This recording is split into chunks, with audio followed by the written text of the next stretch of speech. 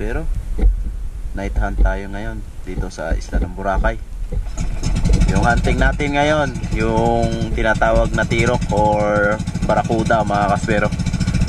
Pag pag malaki kasi yung buwan, lumalabas yung mga barakudang nangahunting na mga dilis. Kaya yan, palaot na tayo mga kaspero. Unang sisid, nakakita agad tayo ng isang goatfish or timbungan mga kaspero. Kaya huli agad natin itong isang manitis or goatfish mga kaspero. Yan, meron na tayo buena mano. Unang sisid pa lang yan, pero may nagpakita agad kahit medyo maliwanag yung buwan mga kaspero. Kaya tuloy-tuloy ang hunting natin. Ang next nating papanain ay isang surahan o mas kilalang unicorn fish mga kaspero. Napakasarap nito ihawin. Ayan o. Ito kasing klaseng isda na napakataba pag inihaw mga kaspero. Next hunting, goatfish ulit, pero hindi tayo nakatama. Masyado tayong na-excite sa pagpana, hindi natin na-sight ng maayos mga kaspero. Kaya bawi tayo rito. Ayan, nakita tayo ulit ng goatfish. Ayun, yari yung isang timbungan mga kaspero. Kaya tuloy-tuloy pa rin sa pagsisid. Pagkaahon ko, balik ulit ako sa ilalim, pero may rest naman tayo ng ilang minuto bago bumalik para may hangin ulit tayo. At ito, nakakita ulit tayo ng isang timbungan. Pag maliwanag talaga yung buwan, nasa gilid-gilid lang sila. Kaya yung ginawa ko, may nakita pa ako dyan sa gilid kasamahan niya. Kaya kinasa ko ulit yung pana at pinana ulit natin para dalawa yung may iahon natin sa taas mga kaspero. Ayan, so nakadalawa tayo at nakadalawang kasa sa ilalim. Yung lalim niyan mga kaspero nasa 8 hanggang 10 din pa yung pinapanaan natin ng gabi. Kasi pag sa mababaw talaga, napakahina na ng isda dito sa isla. Kaya medyo lumalim tayo ng konti para merong makapaghan tayo ng medyo malalaking isda.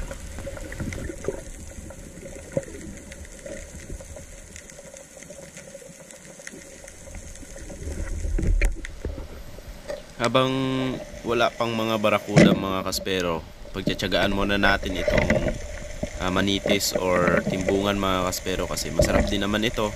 At saka sa pagbenta hindi ka mahihirapan kasi napakaraming bumibili ng isdang ganito. Aba, ito, naiba na yung huli natin. Isang dalagang bukid mga kaspero. Pag walang buwan, napakaraming ganito. Malalaki pa mga kaspero, halos 3 piraso, 4 na piraso, 1 kilo na. Kaso lang, doon sila sa mga 12, 10 di pa, doon sila naninirahan. Lalo na pag medyo may agos, yung sakto lang yung agos mga kaspero, yung kaya nating salubungin para di tayo lumayo sa kanila. Next target natin, itong pusit mga kaspero. Napakasarap nito. Yan, bali nakahuli tayo ng 2 pusit at inuwi natin yan. Nilagay ko muna sa freezer para meron tayong stock na pang-ulam. And then the rest ng mga isda natin na nahuli, binenta na natin yun mga kaspero. Kasi pinagsama-sama na namin yung mga huli namin nila Master Dodoy, Master Rex, at si Master Kai. And itong klaseng manitis na to, ito yung tinatawag sa amin na bilog mga kaspero. Isang uri din ito ng goatfish kung saan hindi siya lumalaki masyado. Yung pinakamalaking napana namin yan nasa 3/4, 1 piraso o kaya kalahating kilo. Bihira talaga itong lumaki mga kaspero, kaya ganyan lang yan. Tuloy-tuloy pa rin yung hunting natin. At sakaling dumaan na yung mga juvenile barakuda, maghahan tayo maya maya. Ayan, isang dalagang bukid ulit mga kaspero. Yung mga barakuda kasi mga kaspero, kalimitan yan nasa buhanginan kasi nandoon yung mga kinakain nila, tinatawag na dilis. Kasi pag maliwanag yung buwan, lumalabas yung mga dilis at doon yung mga barakuda nagahad sila. Kaya yun yung nagsilbing pagkain nila mga kaspero. At ito na nga yung hinihintay natin. Nakakita na tayo ng isa at nadali natin mga kaspero. Sunod-sunod na ito mga kaspero kasi nandito na tayo sa part ng buhanginan kung saan sila namamalagi. Kaya tuloy-tuloy yung hunting natin at sana marami pa tayong mapana na ganito mga kaspero. Ayan. Next nating papanain, ayan ulit mga kaspero, dalawa. Kaya nung nakita ko itong dalawang piraso na to mga kaspero, pinili ko yung mas malaki. Kaso lang kakapili natin, di natin tinamaan. Magic yun ah. Kaya next nating target, ito ulit. Ayan. Nagsilabasan na talaga sila mga kaspero. Ang dami nila sa ilalim, kaya nung nag-ilaw ako ng isa, yun na talaga. Hindi na ako naghanap ng iba kasi baka di ulit natin matamaan. Kaya focus tayo sa isang target para makuha natin ito. Ayan.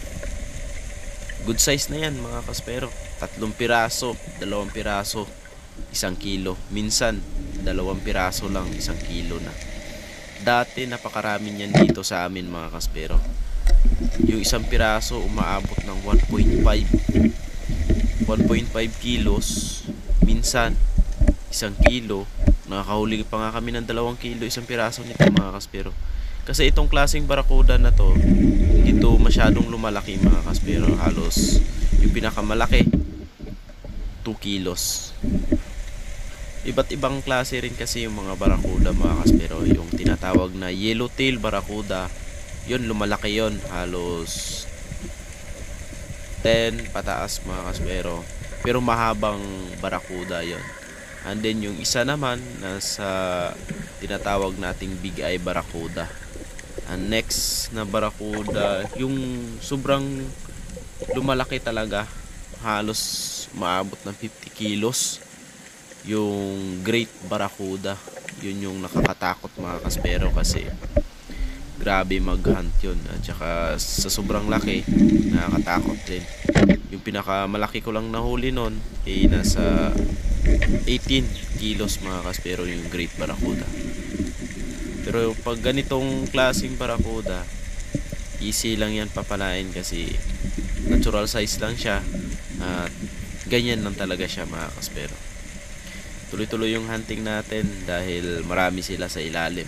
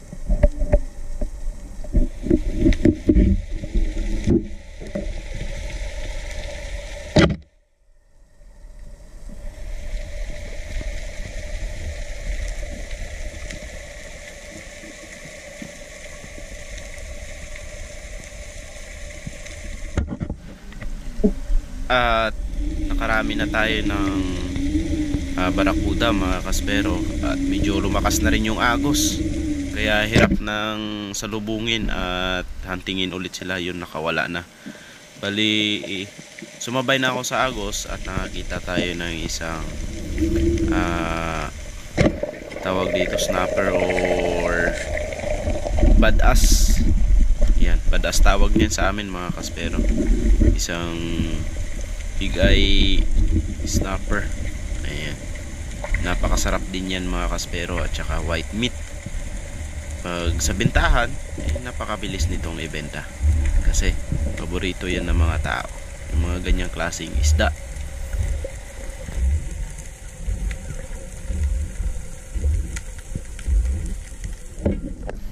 Habang tuloy-tuloy yung pagpapatangay natin sa agos, meron tayong nakitang isang snapper or emperor mga kaspero. Pag walang buwan, napakarami nito. Doon banda sa laot ng kaunti, mga 10 dipa, napakarami nila. May barakuda din na malalaki pag malakas yung agos. Ayan, nakahuli ulit tayo ng juvenile barakuda. May nadadaanan pa rin tayo kahit wala na tayo doon sa unang pinanaan natin, kasi malakas na yung agos kaya kumalat na sila. At nakakita tayo dito ng isang bugita. Ayan, tinamaan natin sa sintido. Yan, yung pinakasintido nito, yung pinakautak, yung gitna ng mata, yung sa pagitan ng dalawang mata, yung gitna niyan merong parang jawline kalaki.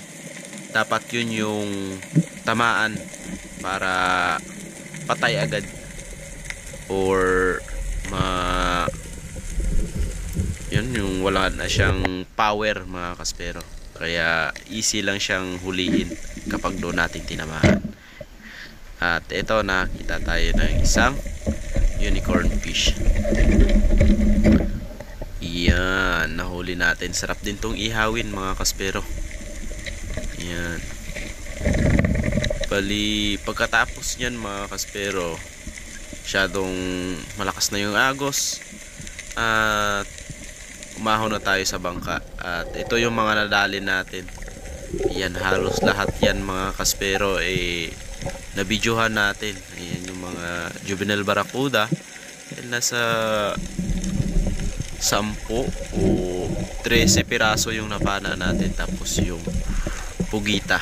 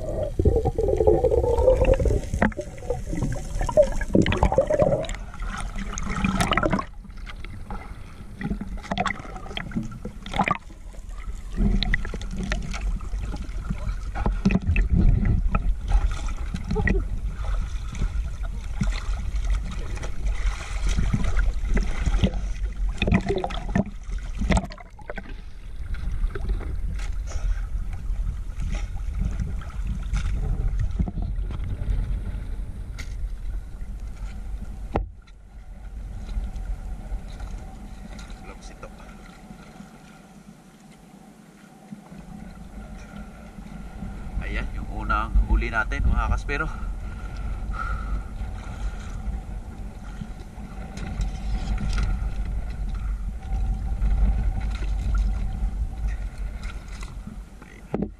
May pugita.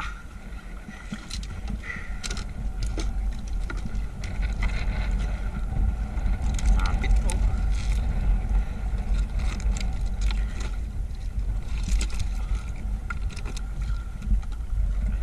T-Rex. Sintid.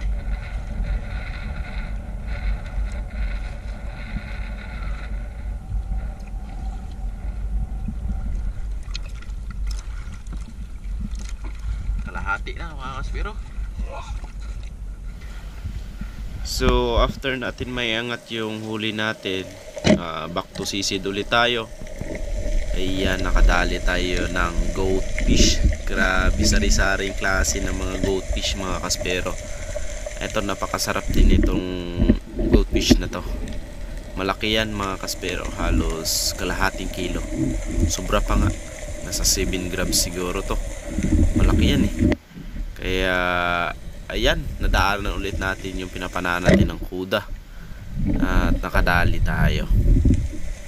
Ayan, medyo sa tiyan lang yung tama. Kaya hinay-hinay lang nating hilahin para makuha natin.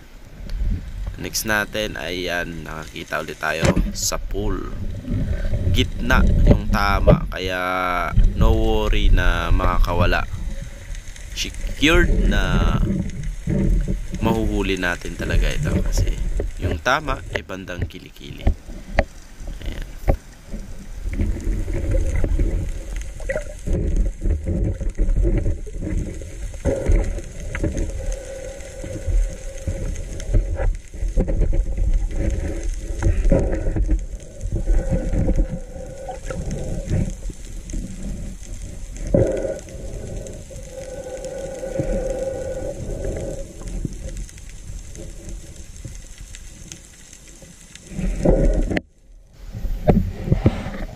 Yun, sobrang lakas na ng agos at may nakita akong giant trevally and sumasama siya sa stingray mga kaspero, kaso no chance na mapana kasi napakailap.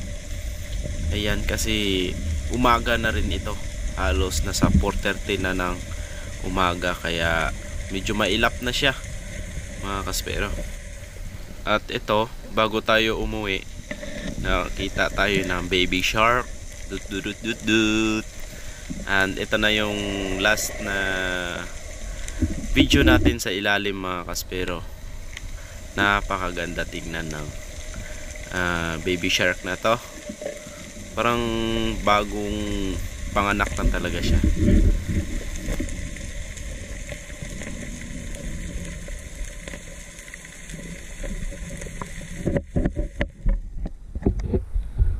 Pero inumaga na tayo.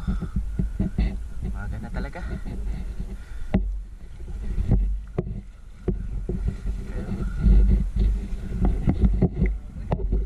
Tingnan natin ang mga nahuli natin kung okay din. Kahit liwanag ang mundo. Aba! Sabi ah. Oh, ha?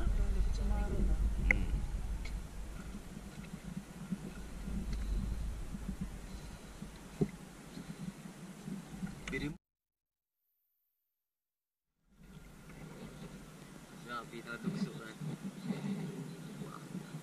Tayo, flyweight natin.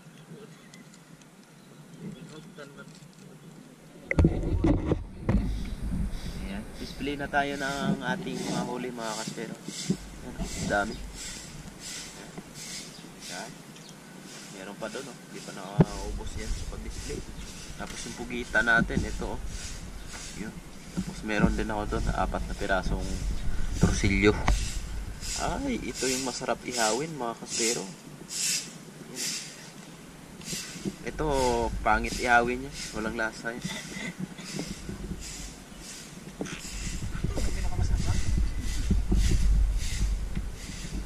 Kahit masama yung panahon mga kaspero, umalis kami. Masama na yung panahon, maliwanag pa yung buwan. Pero may biyaya pa rin. Ayun. Ang dami. Hintay lang tayo ng mga bibili mga kaspero. Wala pang mga taong dumadaan eh. Maya maya pa yan. Oh, meron pa palang ano, sweet lip. Dito yan, dito. Mga kaspero, inulan yung isda natin. Nabasa yung isda natin. Ito. Ito nga. Ay, ito nga. 8 gramos gali. 0.8. Yan, puro barakuda natira mga kaspero.